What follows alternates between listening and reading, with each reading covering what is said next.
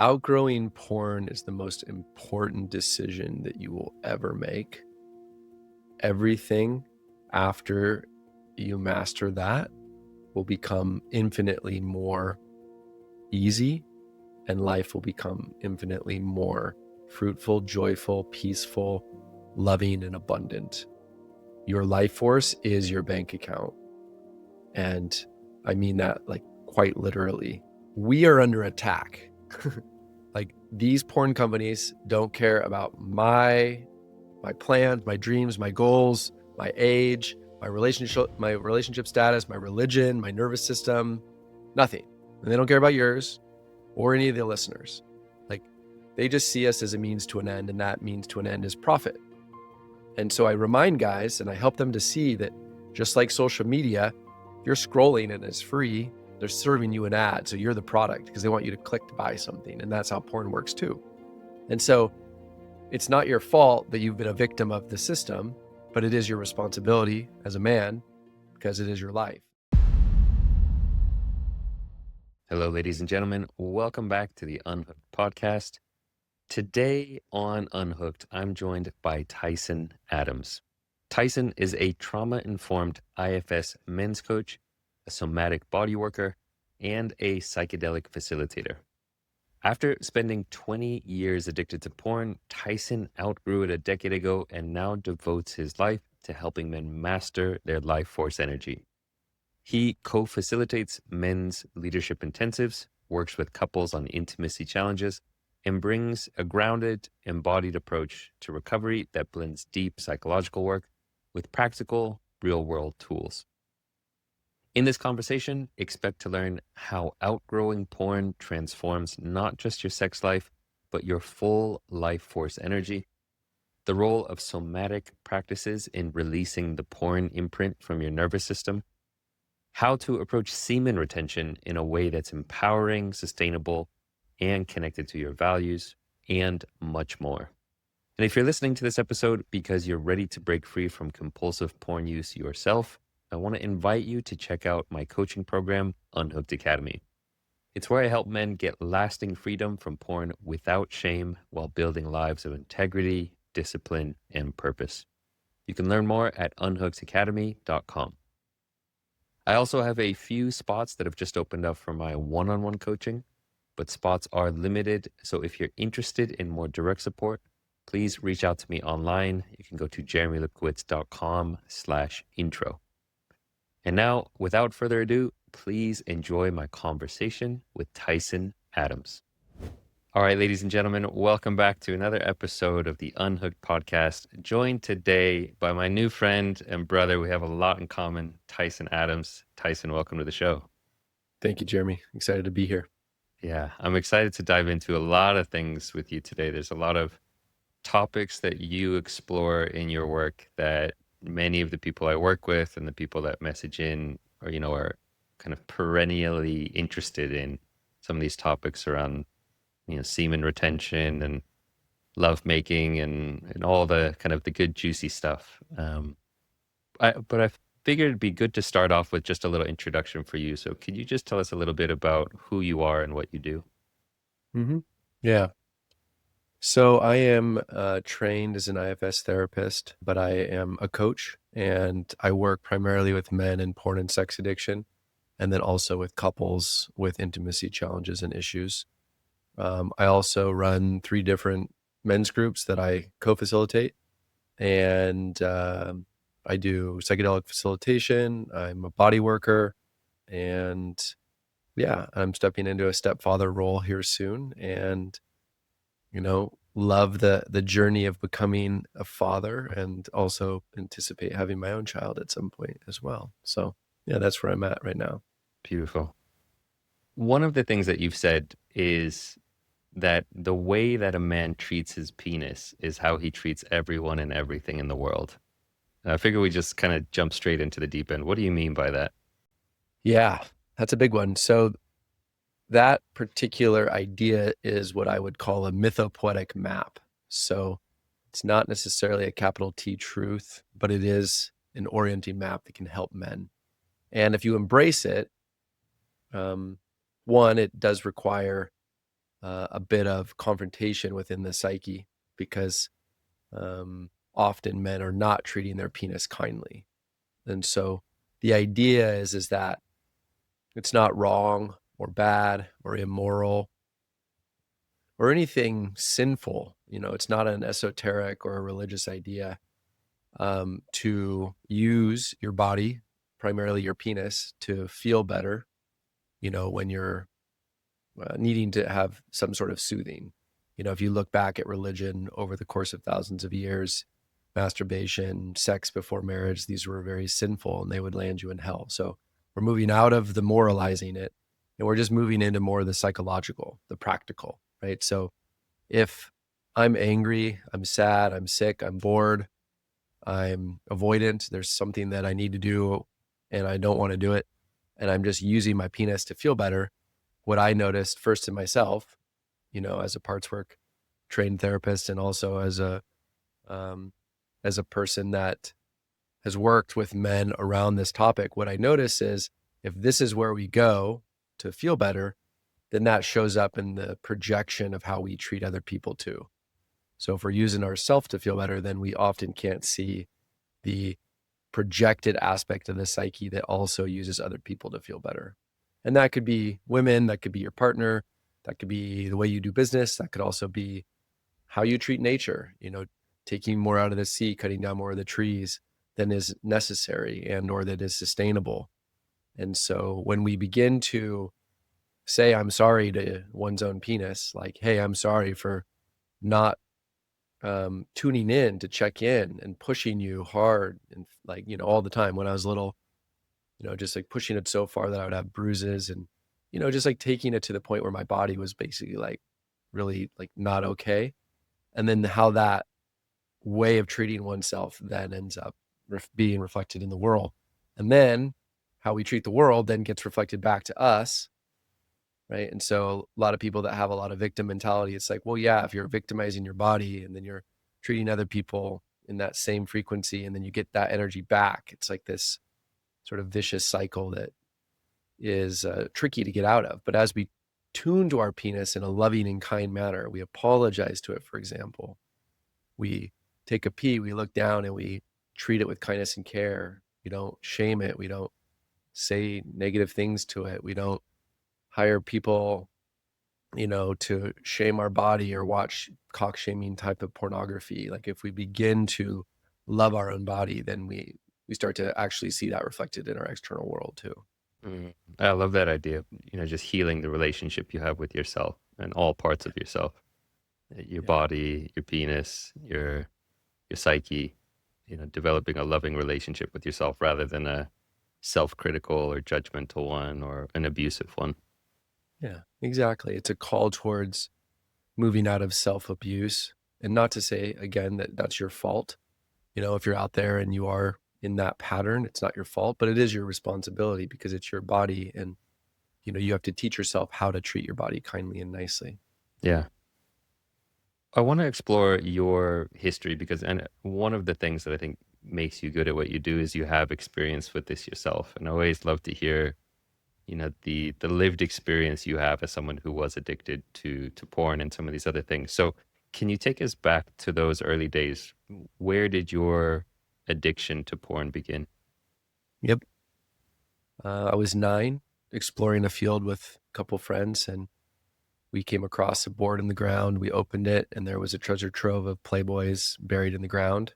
I remember it very clearly because my mother watched Wheel of Fortune, which is a American game show TV thing that my mom loved. And I pulled out the Vanna White Playboy, and I remember hitting the deck because obviously there was something inside of me that knew that I could get in trouble for this. And I looked at it and I thought two things. One, you know, make sure that nobody sees this because I could get the belt, right? I had been raised by an alcoholic father. And so like I knew that there was punishment that could come from seeing this type of material. But then also like I'm coming back here, and I'm coming back here alone as soon as possible. And I did, and that began a 20-year porn addiction. And when I was 11 and a half is when the internet popped, and I lived in a small town in Washington State, and we were the first town in America to get fiber wire put in. So we went from basically, like, we didn't even have dial-up. It just went straight to Wow. high-speed internet porn.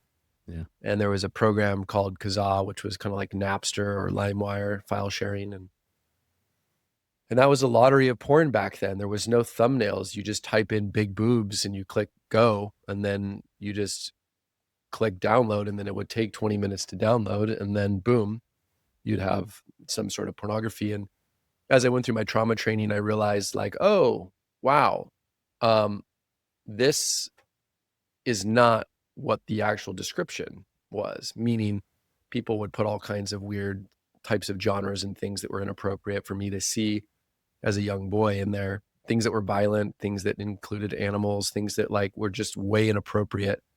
And I was still a prepubescent boy at that particular moment. I didn't even have armpit hair or pubic hair. And so, you know, one of the things that I see a lot with men in penis dysmorphia is that they were watching porn before they were before they had pubic hair, and their penis wasn't even fully developed. Their bodies weren't developed. And they see these men on the screen with very large penises, and then they think their penis is very small because they're trapped thinking about it as they first saw pornography. And the porn influenced me in many ways because, early on, my first relationships, I was requesting them to shave. I was asking to do things that were inappropriate, that there's only one way that I could have known those things, because I was watching through porn. And it influenced and impacted all of my major relationships. And I don't mean just my relationships with partners, but just all of my relationships, because it was all my guy friends. It was always about seeking and finding and in and out groups. And do you have some porn? Let's do sleepovers and watch it, and so on and so forth. And then I went off to the University of Washington and I joined a fraternity, which I didn't know what a fraternity was. But yeah, I joined a fraternity with 100 men living in one house with basically a database of, well, I mean, I don't know exactly, but certainly hundreds and hundreds of porn videos. And they were all indexed by porn star and genre. And we even had a porn chairman, and we joked around about getting off the internet at the end of the night because nobody could do their homework because everybody was just jerking off. And so kind of like growing up in this belly of the beast of like blackout culture and hookup culture and misogyny and hazing and all these weird things, uninitiated men initiating men through, making them run around in thongs and run outside and exercise and then pound beers and getting smoke blown in our faces and things. And so it was just like a weird time to grow up where porn popped and was normalized, and guys were just watching it in the computer labs all the time. And you just walk in and see people fucking. And it was just like this, oh, whatever. This is just kind of the life that I lived. And so, yeah, that was the beginning. And I'd love to hear your reflections. And also, if you would like to add, just so I have some context, briefly, like what your journey was too. I'm curious to know how you first got introduced. Yeah, I mean, very similar. I don't remember having kind of one of these moments. Well, I guess there was a moment where we found a Playboy when I was in high school. But what I really remember was, Victoria's Secret's catalogs, and kind of like that was my gateway. And then the internet, popping off, very similar. Yeah, AOL kind of dial up and downloading. You search for a word and you download a photo at random, and Yep. like as you say, you don't know what you're going to get. And then getting into college, very similar experience. I went to University of California at Davis. There was a big frat culture there, big party culture, a lot of drinking. So very similar experience to you of just uninitiated men initiating men kind of thing, and, Yep. and growing up in that just kind of distorted culture, where people didn't really know what they were doing, but you did things because it felt good, and you did them in secrecy and in a bit of shame. And so that's, for me, it just progressed as kind of a nightly thing with the internet, behind closed doors in my room. Yep. Yeah, very similar to you. I'm curious, to know if there was a moment where you recognized that it was a problem and a moment where you recognized you needed to change. Yeah. Well, this is actually a very unique experience, but I was living in Laos in Southeast Asia. I had a coffee roaster and a cafe. I was living in the jungle doing philanthropic work. And I was still watching porn, though, in between girlfriends. And a girlfriend and we split up, and I was going back to live there. And I ended up having my last random hookup. And I was off in Thailand and used a spermicidal lubricant condom. And when I put it on, it set off pins and needles through my penis and urethra and bladder and pelvic floor. And it was both extremely painful, but also terrifying. And that's what sent me on a wild health journey through doctors all over. I went to Ayurvedic doctors in India. That's what took me to India. Went to Western doctors and Eastern doctors all through, Bangkok and even back in the US looking for solutions and just couldn't find anything. And it was painful. I was peeing like 30 times a day, couldn't empty my bladder. And during that process, I decided to, quit watching porn. And the reason why I did that wasn't because I was, had guys around me saying, hey, try it. I wasn't in a no-fap culture. This is like 12 years ago. This is all pre-no-fap culture. It wasn't like trendy or cool. It was literally a medical emergency. Like I had to stop masturbating because it hurt so bad when I would ejaculate. And so I did 30 days of no porn. And one thing that happened was that I realized that I had normalized living my life at a quarter tank. And all of a sudden, boom, I had like so much energy to do so much work. And it felt amazing to like feel myself coming back alive. But what really changed my life was I remember walking out of my cafe one day, probably near the end of that 30 days. And I was happy. And I'd been able to like look myself in the mirror in the eyes for a couple days. I remember smoking a bunch of weed and like looking in the mirror and being like, who am I? And like, what is this about? And anyways, I walked out of my cafe and there was all these little kids that would come up after school, little girls, little boys that come in and play. And I had this moment where I walked outside and I was so happy. In Lao, you say sabadi, which is hello. And I was just like, sabadi, sabadi. And there's these little girls and these old women and these other women, and they're like different age ranges. And there was this moment when I looked at these girls, teenage girls and little girls and even grandmas. And it was the first time in my life that I realized that I wasn't sexualizing them, that I wasn't looking out at them in a assessment of whether they were attractive to me or not. And I realized, oh my God, I've been living in a bubble for 20 years of hypersexualizing every single female that comes into my vicinity and assessing whether I think they are attractive or not. And in that moment, it was like a joyful breakthrough and then like a deep grief kind of sort of simultaneously like pulling me in different directions. And in that moment, I just kind of like looked at this little girl that had been coming for, a year and a half or whatever in the eyes and was like able to connect to her soul in a way where I could actually hold her presence without any of that weirdness. And I was like, and I was like, I am never going back. And that was what started this journey for me. So, Wow. It's so great to hear. And it's really interesting. I think so many people who have a recovery story, it starts with some kind of rock bottom. And it's really interesting to hear, from your perspective, it didn't start from a rock bottom. It started from I just can't, masturbate for 30 days. I've got to take a break from this. And then just experiencing the benefits, and that being the beginning of kind of insight or awakening to what was going on. Yeah, for me, it was very similar in some ways of just realizing, as you mentioned, that hypersexualizing mind. And, what I noticed was just the way that I was a slave to that lust, a slave to that hypersexuality. It was controlling, where I went. When I went to a cafe to study, it would always be kind of looking around to see who was there. And it's a horrible way to live. It's living in a prison. As you say, you're not actually connecting or being present with what's there. You're just looking with hungry eyes.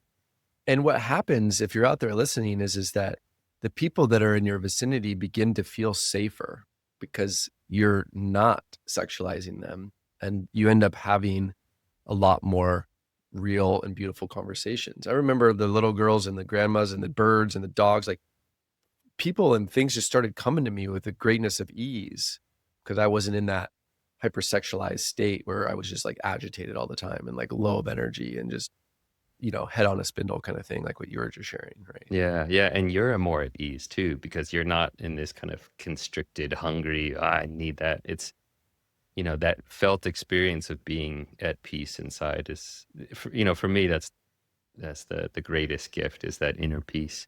Um, Mhm.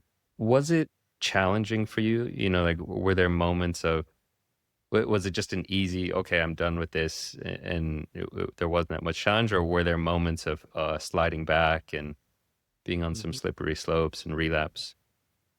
Well, that moment of breakthrough that I just described um, ended up lasting like 2.5 years of kind of like once I had a breakthrough, of course, I started doing men's work and therapy and psychedelic work, and I moved back from Asia to the US. But it took 2.5 years to really stabilize myself. It didn't take 2.5 years to outgrow pornography. That wasn't necessarily, it didn't take that long. But it still was showing up in my way of relating. It was still showing up in the ways in which I was attracting partners with a ton of trauma. It was still was I still had, because I was on a bunch of antibiotics that they gave me, it tanked my testosterone levels. So then I suffered from erectile dysfunction and then also premature ejaculation.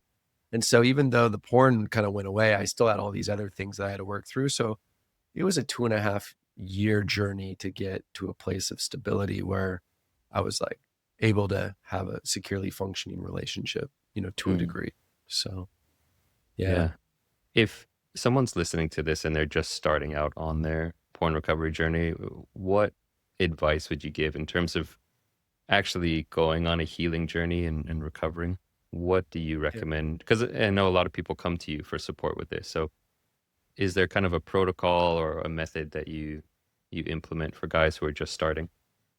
This is more of a philosophical idea than it is necessarily a method, but I'll get to the method in a moment. But I help men to see that, the first questions that I ask men in connection calls basically go like this. All right. So did you have any form of sound elder guidance in the area of sex or sexuality as you were coming of age? And also, did you have any rite of passage into manhood of any kind? And 99.9% of men that find me, the answer is no. And often it's the opposite, hypersexualized father or just nothing or just a door, right? And so then I say, okay, was pornography your modality of sexual education? Yes. 99% of the guys say yes. And then I say, okay, um, and take me back through what some of the challenges were when you were coming of age, right? Were you a pimply kid? Were you chubby? Did you get bullied? Did you move towns, move homes? Did somebody die? Did your parents divorce? Did your dog die? Like, was there a lot of pressure on you in sports or school? And usually there's quite a few different things, right? And I'd say, okay, and you found pornography at that particular moment in time? And they're like, yep. And I'd say, okay, well, when those things started to creep up and those stresses started to come in, might it be true that you began to soothe yourself and find ways to use porn and masturbation as a way to get through those troubling times? And they're like, oh yeah, absolutely. And I'm like, okay. And just out of curiosity, how long between when you first started watching porn and when you had your first sexual experience with a real human? Some men my age might only been a few months, maybe a year. Some of the men that I've been working with that are a little bit younger, I'm 41.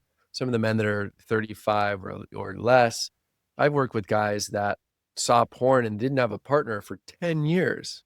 I mean, we're talking 10 years of porn programming before having a real connection. Some men I work with have never had a partner and they've been watching porn for 15, actually one guy 20 years, had never kissed a woman, right? So it's like, okay, just like calling awareness to the fact that we are under attack. Like, these porn companies don't care about my plans, my dreams, my goals, my age, my relationship status, my religion, my nervous system, nothing. And they don't care about yours or any of the listeners. Like, they just see us as a means to an end, and that means to an end is profit. And so I remind guys and I help them to see that just like social media, if you're scrolling and it's free, they're serving you an ad. So you're the product because they want you to click to buy something. And that's how porn works too. And so it's not your fault that you've been a victim of the system, but it is your responsibility as a man because it is your life. And so part of this is being able to be angry about that. Like we have to individually and collectively be angry at the fact that we are being, our life force has literally been commercialized. So the first lesson is you got to be able to stick your middle finger up and be like, fuck no. And like, fuck off. Like I ain't going to do that anymore. But then simultaneously, as I mentioned earlier, the porn got us through all of those tricky moments in time in life that were really hard. So then on the other side, we have to like bow to it, put our hands together in prayer and say, thank you, thank you, thank you, thank you, porn, for serving me, for all that you did to get me through to where I'm at today. And if we don't possess the capacity to both be angry and to say thank you, then we don't have the capacity to move beyond that pseudo relationship and back into real human connection. So that's really where I begin with men. That's awesome. I've never heard it framed that way, but I love it. I love, kind of channeling the anger and like letting yourself know it's okay to be angry at that and saying fuck you to the companies that have commercialized your life force, as you said. I think you said it so beautifully. And at the same time, to also, bow in gratitude to how it served you and how it supported you when you needed it as a coping mechanism for dealing with stress or being bullied or whatever it is. Mm-hmm. Yeah, because without the things that we escape into, we wouldn't have been able to survive. We would have offed ourselves in most cases as men because we were just so inundated by too much information or, too much depression. And so I just think it's important not to, not to take that into consideration that, these things are helping us. And as and that's a parts work idea, right? These parts are intelligent and they're going to find ways in order to soothe when it's hard. Yeah. Yeah. Are there any, common mistakes that you see people making in recovery? Yeah. Not incorporating the actual somatic energetic imprint that porn leaves as residue in the system. And so what I mean by that is most coaching, most therapy is just talking. And you can talk, some men can talk or pray until they're blue in the face and nothing in their life changes. Nothing. Now, some men, you give them a massage gun, right? I got a massage gun right here. It's like you teach them how to use a massage gun in the root of their body, their legs, their perineum, their anus, underneath the balls, and learn how to, turn this on. And then at the same time,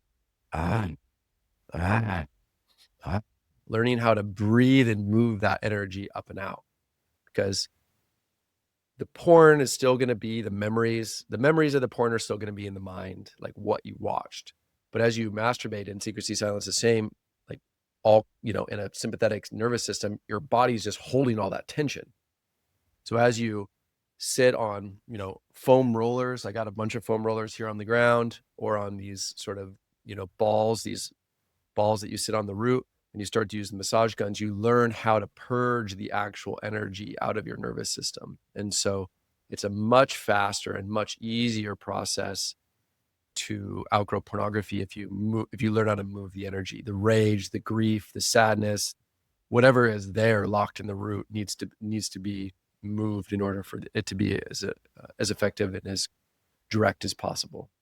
Is this related to the concept of sexual transmutation and kind of channeling and moving that energy throughout the body? Absolutely. Absolutely. And I think, if you're out there and you've done perineum practices and you've run the microcosmic orbit from the root to the crown and then down into the lower dantian, down the front channel, you might have an idea of what we're talking about here. But beyond just transmuting the energy, there's also just a lot of stuck, just karmic yuckness, right? I'll give you an example. I'm a psychedelic guy. I'm also a psychedelic facilitator. One of the ways in which I outgrew porn was taking a bunch of mushrooms, putting on an eye mask, putting on music and lying down. And I was like, oh my God, I couldn't stop the pornography from just infiltrating. It's like, guys that have like a pretty active sexual dream world, kind of like that. It was just like dream after dream, but it was all, the energy. And so moving that energy, like shaking and purging and screaming and crying and just like letting it go Mm. was like my path. And that's one of the things that I help men do. But then in addition to that, once you kind of move all of that energetic yuck out, you finally feel calm in your nervous system. You're like, oh, like that's the same kind of feeling that I get after I ejaculate. Right. So I can see why men ejaculate. They ejaculate for not because of the porn. They're not addicted to the porn. They're addicted to the feeling, right? The The endocrine release, release the kind of, of the yeah. dopamine, the prolactin, and all of the things that happen. And so when you move all that energetic yuck out and then you stop watching porn, then your baseline becomes a peaceful nervous system. And Mm. so I just kind of feel happy and peaceful all day long, and I'm in flow. And then I notice when I'm out of flow, and then I know how to get back in flow. Whereas if you're watching a bunch of porn, you're out of flow all the time. And then you might hit a moment of flow, but you fall back into dysregulation all the time. Mm. Mm. And is this something that you teach guys how to do these practices, or are there certain resources that you recommend people check out?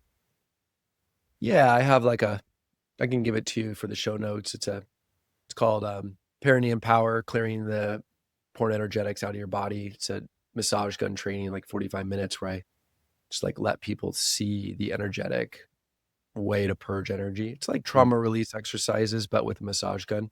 Mm-hmm. And it works. It works. Yeah. It's effective. It de-armors the heart, de-armors the throat. You can do it in the ears and the head, and like you feel like really calm when you're done. Yeah. Well, I think that's great. I mean, definitely, somatic therapy and just tuning into the body is so important. So I definitely encourage anyone listening to check that out. We'll link, that in the show notes for you guys. Um, Kind of shifting on to that topic of sexual transmutation and semen retention. I know this is a big topic for you, something that you're really passionate about. How would you define semen retention? Mm-hmm. What is it, and what is it for?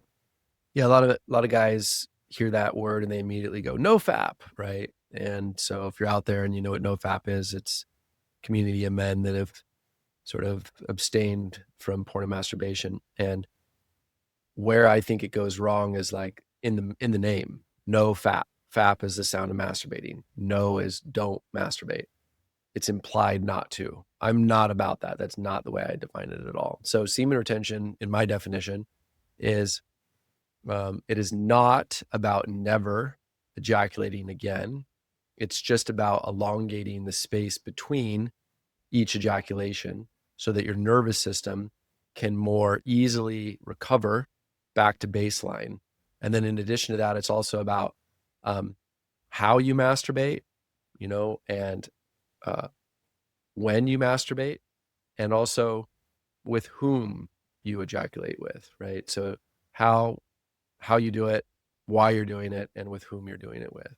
And so one of the things that's really important is when I look at pornography, and I don't mean any disrespect, but I look at it as the McDonald's drive-through, right? It's fast.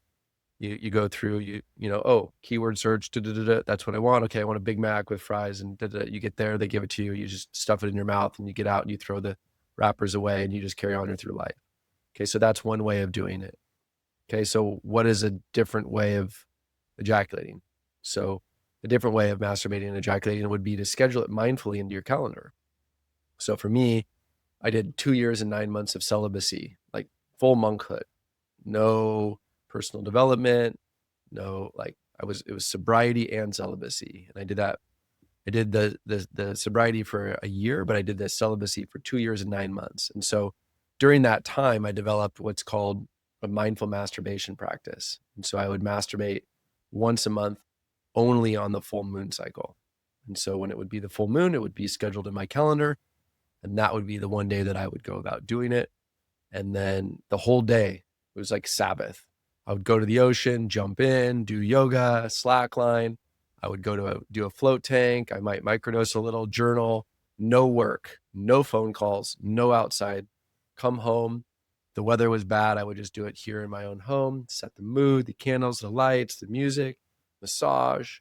And I would take myself through a beautiful pleasure practice where I taught myself how to have, non-ejaculatory and full body orgasms. And then if it was a nice night, I would go out with the moon and I would channel and I would masturbate sitting up and I would actually bring that energy through my system, through the microcosmic orbit, and have these full moon experiences where I would reconnect my sexuality back into the ecology, right? My eros into the ecology. I call it eco-eroticism. Mm. And so that's in a very intentional way, right? So if this is McDonald's and this is like going to the grocery store and getting a grass-fed steak and nice, nice vegetables and a glass of wine and, like having a prayerful meal, right? And so it's like understanding that most men look at it as a job to do in secrecy, silence, and shame, whereas I was doing it as like a prayer and ritual. So going Mm. from like a chew, right, which is just like a tiny little, orgasm to like, and like being a fully embodied and fully orgasmic man.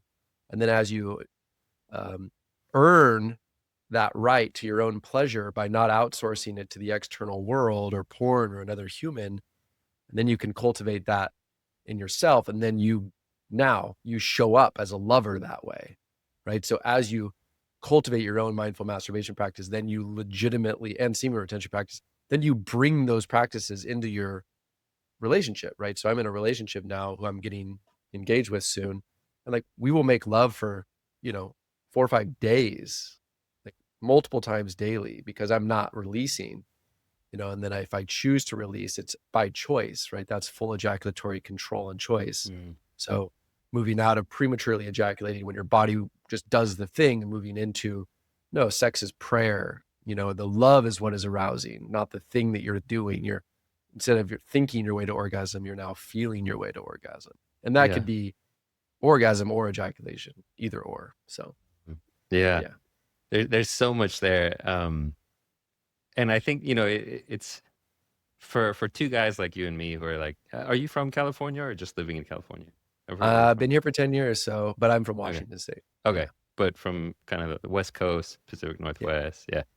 Two guys like you and me who've grown up with a lot of psychedelics and, I think that is music to our ears. And I'm just curious for people out there listening who might feel like, okay, Howling with the Moon is a little bit too woo-woo for me.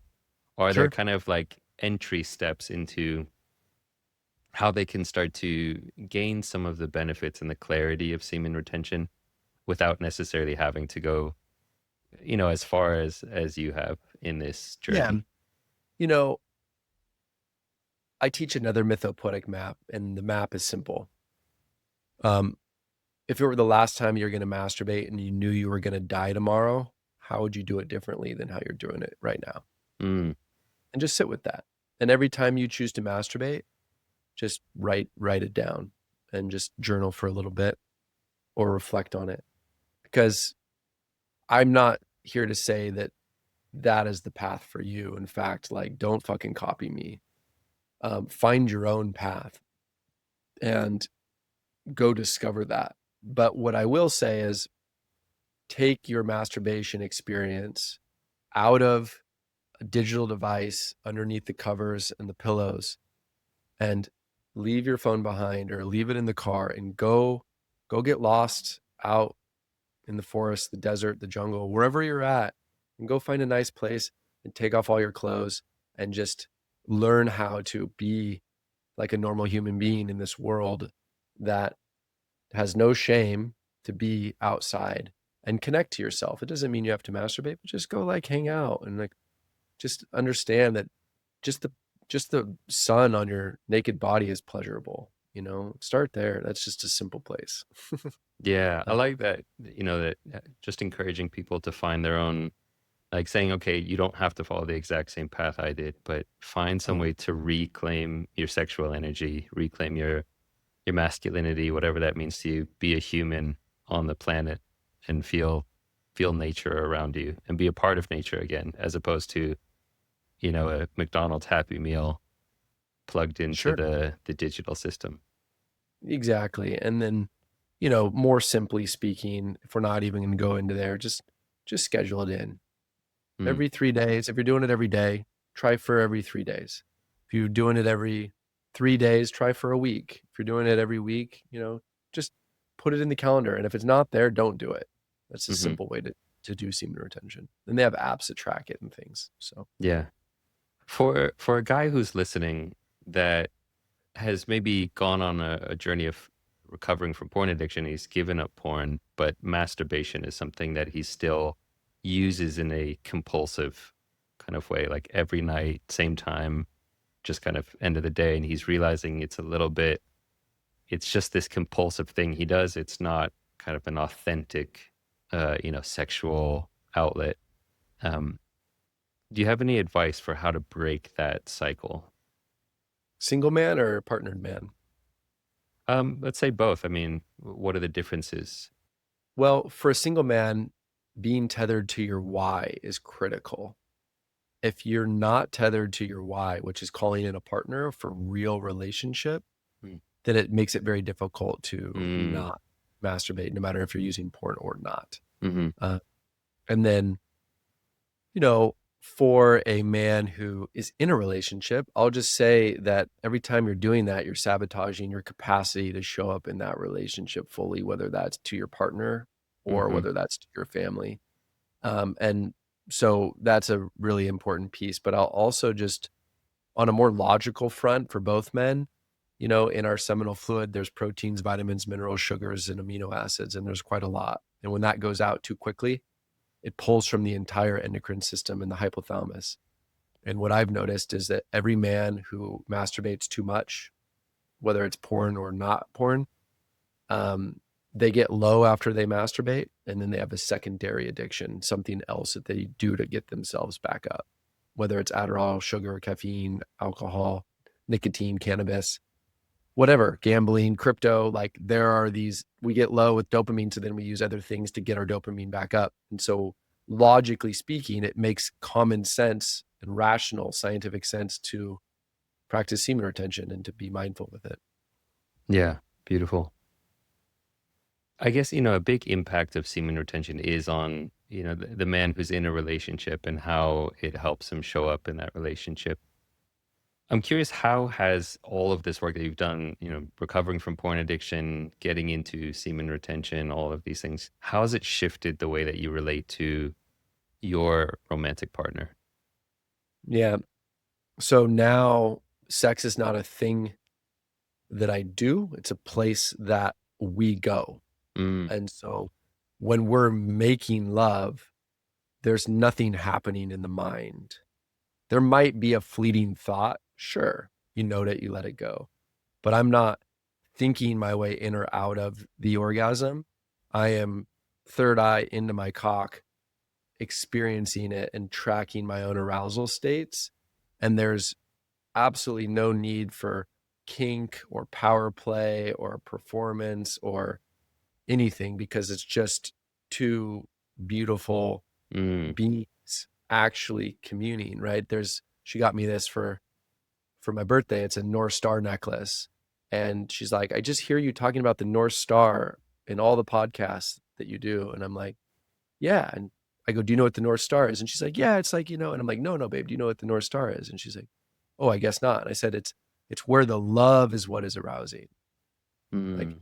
my cock Mm. gets hard, not because you're sexy, although you are, it's because our love is pure. And that is what gets me aroused. And so that's the beacon, that's the North Star for you if you're in a relationship or you're seeking one, is, not the thing you're doing, but like the place that you go with your partner where you feel seen, where your eyes are open and you're connected and you're not Mm. drifting off into some fantasy land. Yeah, I mean, that's something I hear so often, particularly from partners of people struggling with porn addiction, is that during sex, it just feels like they're off somewhere else. Their eyes are closed. It seems like they're just thinking of some porn scene that they watched. And it's a real disconnection in moments of intimacy. Is that kind of what you're talking about there? That like letting go of that, just being lost Yeah. in your own head and being present? Yeah, it was called out in former relationships, like, hey, where'd you go? Where are you? Like, I couldn't feel you. And I'm like, oh, what? I didn't even realize it. But yeah, I was off drifted into some other place, some other timeline, some other porn scene, some other girlfriend. And Mm. that's not safe for the woman that you're with or you. And you can't even be in ever present consent if you're disassociating. Yeah. Are there any tools that or not tools, but practices for a man who wants to improve his intimacy with his partner? and is on a journey. Maybe he's been practicing some meditation and mindfulness and letting go of porn. Are there things he can do to prepare himself or during intimacy that will help him drop into that state that, as you mentioned, it's a place you go to, not something you do. Um, Hmm. are there things that can help? Yeah, I have a lot of things that I would say, but I would say, learning how to edge is really critical. So if 0 is a flaccid penis and 10 is ejaculation, learning how to track, like if 5 is a full erection and, between 5 and 9 is like where you play, right? Bringing yourself up and then back down and then up and then back down, and learning how to regulate your nervous system and learning how to breathe and learning how to move your spine and learning how to shake energy and learning how to emote and let energy out through your breath. It's critical skills to be able to last long enough for your partner to have an orgasm. I mean, women take at least 20 minutes or so to even remotely get to that place. But the second thing that I'll say that I think is an even bigger deal is not focusing on trying to get her to anywhere, right? If we're trying to get her to come, trying to get her to orgasm so that we can have ours after, we've already missed the mark, because now her orgasm is just a means to an end to get us back to our orgasm, right? So if you take orgasm and ejaculation off the table for you and for her, and all you're attuning to is what is pleasurable for your own body, like track your own pleasure and spread it. And as you attune back to your own pleasure, that will allow for her to be responsible for her pleasure. More pleasure will happen, more orgasms will happen naturally, but without any egoic force or where a part of you is trying to drive the intimacy forward Yeah. to more blossoming. Yeah. I remember I was traveling a few years ago and I was talking with a relationship therapist, and she told me about this practice called orgasmic meditation.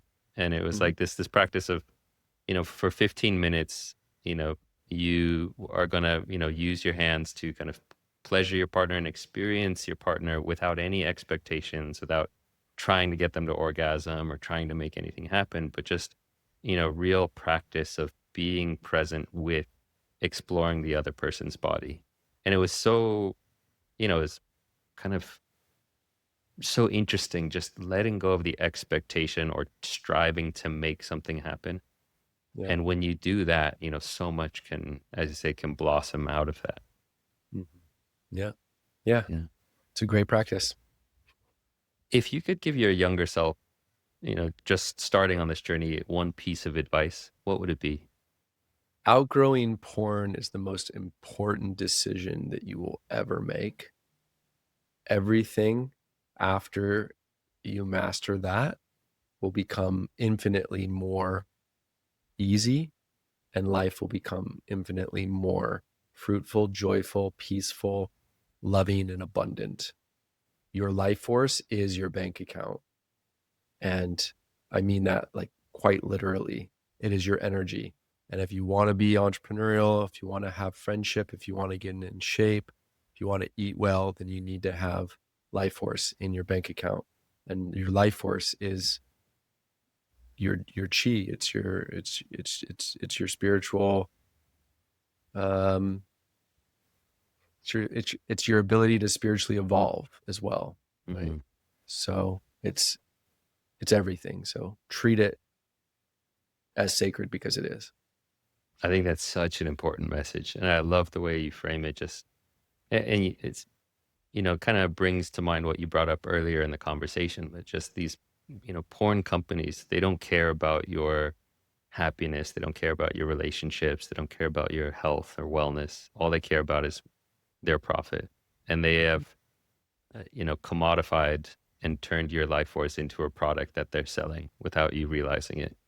Yep. And you have to take that back because that's all, all your resources to grow and evolve and be a good human, Yep. or is that life force energy. Yeah. Exactly. Beautiful. Well, Tyson, it's been fascinating talking with you. I would love to bring you back on to talk more about kind of some of the psychedelic work you do someday. But for now, where can listeners go to learn more about your work and the stuff that you do? Yeah, you can just find me on Instagram or Facebook at Tyson Adams with 2 underscores. My website's still being built, but I have a semen retention workshop that you can purchase from me. And yeah, just reach out, DM me. I'm super approachable. We can jam. Yeah, yeah. And for all the listeners out there, I highly recommend checking out his Instagram. It's full of good stuff, and you also get into kind of the wild and crazy world of AI and AI porn that's happening now, and kind of the dangers of that. So that's another topic we could talk about next time. Yep. Sounds Yeah. good. Cool. Well, thanks for coming on, Tyson. That's it for today, folks. We'll catch you guys on the next episode of Unhooked.